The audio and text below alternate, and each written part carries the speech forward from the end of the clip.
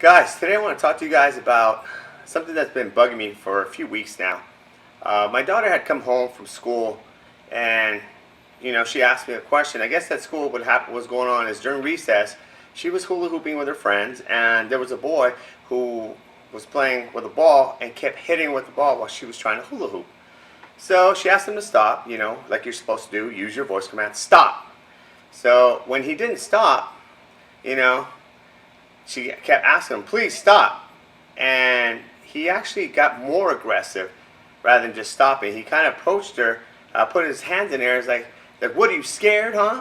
And so what she did, she reacted. She actually pushed him, and he ended up falling on the ground. He scraped his knee, and he went and actually told the teacher.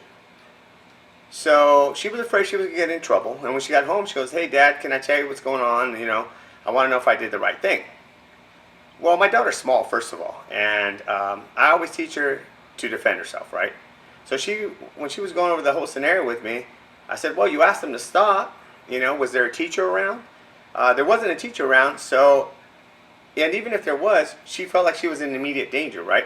If somebody's approaching her and they're raising their hands and threatening her or menacing her, she reacted properly. She's supposed to keep the distance, back him up off of her, and when she did, he just happened to fall. So I got my girls together and we were talking about it, and we're like, okay, here's how you handle the situation. Yes, first ask them to stop. If there's a teacher, tell the teacher. If there's no one around and you have to defend yourself, right? So then as we were talking, my older daughter said, oh, well, last year when we talked about bullying, and in our classes, the teacher asked everybody and said, hey, what are you supposed to do if you see somebody being bullied? And everybody raised their hand, and of course the most common answer, the popular answer was, go tell somebody, go tell an adult, go tell the teacher. And the teacher said, nope, that's wrong. You're supposed to mind your own business. I was like, what? Mind your business? I don't understand. And she said, yes. She said, if it's a responsibility of the child being bullied to go tell an adult. And if that person is not telling anybody, then it's none of your business and you should mind your own business. And I was like, oh, wow. Right? It's like, wow. So what happens to this kid? Does he just continue to be bullied until it's too late? So that, I was discussing this with one of my fellow coaches here, and he actually sent me a link about a kid out in Desert Palms who was being bullied for 3 years. And he actually ended up telling the teacher and telling the administration, and nothing happened. He was continuing being bullied, and it resulted in him being in the hospital twice.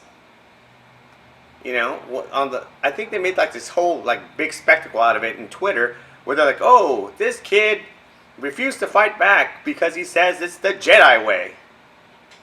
And all the while he's got a big old gash across his forehead where he needs stitches. I'm sorry, but that is ridiculous. It's ridiculous that these people are like, oh yeah, he's a hero. I was like, that's ridiculous. No, I'm sorry. If my daughters came home with a gash where they needed to go to the hospital to get stitches, there's going to be some problems because that should have been stopped. But it's not the teacher's fault, right? Because I did my research and I went to stopbullying.gov, the government site, on what are the recourses that a person can take if they're being bullied. And they said that really, well, there's no guidelines that any school has to abide by. They're supposed to come up with their own, and it's really up to their own judgment on what they're supposed to do. So that kind of leaves it to interpretation, depending on who's there. We're all human beings, right? We all have our days. So if on a certain day the person is not feeling like they want to handle the situation, then it's not going to get handled. My daughter was telling me, the little one was telling me that another story where one of her friends has a little sister in kindergarten, and that little girl got pushed on the ground by a first grade boy and jumped on top of her and started choking her. The sister had her jump in and push him off and say, hey, let's go. And then they went and told the teacher. The teacher said, oh, well, she's fine. Just go play. So it just really, it depends on who's handling the situation and what their expectations are, what they think should be done in that situation. I think there should be one policy across the board, right? No bullying. That means no tolerance. That means, hey, you know what? This person hit somebody, you're out. You're expelled. You're kicked out. You're suspended for a day or two. to think about that. If it happens again, you're expelled, and I'm sorry, but your parents are going to have to homeschool you. Because I think that we can't allow children to be victims. We can't allow them just to be victimized because they're not supposed to do anything. Actually, the government side does say that the schools, even with implementation of plans, only about 5% succeed in stopping bullying. In addition to that, in schools where it's actually implemented, there's actually more bullying because the kids who are bullying other kids know that the other kid can't do anything. They're not supposed to fight back. They're supposed to just take it, and if they decide to, go tell the teacher. I think that's backwards, right? I think that it should stop immediately. So, the whole point is, there's no real policy to stop bullying.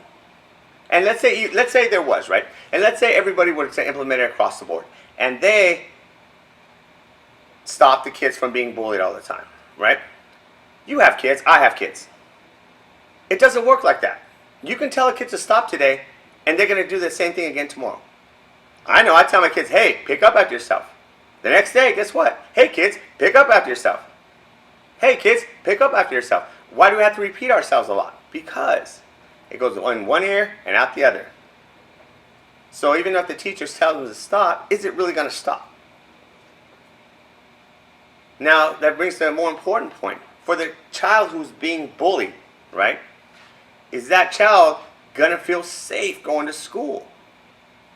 I know when I was in second grade, I couldn't speak any English. And I was getting picked on a lot. And I used to get beat up a lot. And every day I was scared to go to school. When I would walk in late to class just so I wouldn't have to cross all the kids. I wouldn't have to come across the kids waiting to go into class. I would go around the other side. I would eat lunch by myself. Why? Because I didn't want to get picked on. I was afraid. I was afraid when I would go to the bathroom by myself that someone's going to be there. Oh, okay, here it is. Here it goes again. So even if the teacher says stop, does it really take away the fear from the child being bullied? It wasn't until my mom decided to put me into martial arts and teach me to be confident and to be able to defend myself, and I could feel that I could actually defend myself if something should happen. It wasn't until then that I felt, okay, great, you know what? I don't have to worry anymore. I'm going to go to school, and if anything happens, I know I'm prepared to handle myself. I don't want anything to happen, of course, but if it does, I'm ready, and then I was able to thrive in school. So this is what I want to ask all the parents out there, if you're watching this. I want you to really consider putting your kids into a martial arts program. And listen, I don't care where you take your kids. If they're being bullied, take them somewhere. If you're out in East Marietta, take them to go see Tom over at Carlson Gracie. If you're over in West Marietta, go see Pancho over at Checkmate, right off of Jefferson. If you're in Old Town, Old Town Temecula over there, go see Dan Henderson's gym. If you're up in Menifee, go see Bo at Fight Syndicate. If you're down in South Temecula, go see Gene at Carlson Gracie Wine Country. If you're out by the wineries, go see AJ over at Vineyard Fit. But take them somewhere. If they're being bullied, take them somewhere so that they can grow that confidence and they can begin to feel safe. There's nothing worse than a person or a child that goes to school and feels scared. Scared to walk in the hall by themselves. Scared to go to the bathroom by themselves. Scared to walk home. Okay, so please do that for me. Look for the signs. Look if your kid is coming home and is always isolating himself or is coming home with bruises or scratches, or they're coming home with missing items, or they're always depressed. Ask them that question. Is there anything going on? They may not tell you. They may be embarrassed. But look for the signs. And then find a place. Find a place that's going to help them build their confidence. Okay? Appreciate you guys listening, and hopefully we can take a proactive approach at stopping bullying. Take care. Thanks.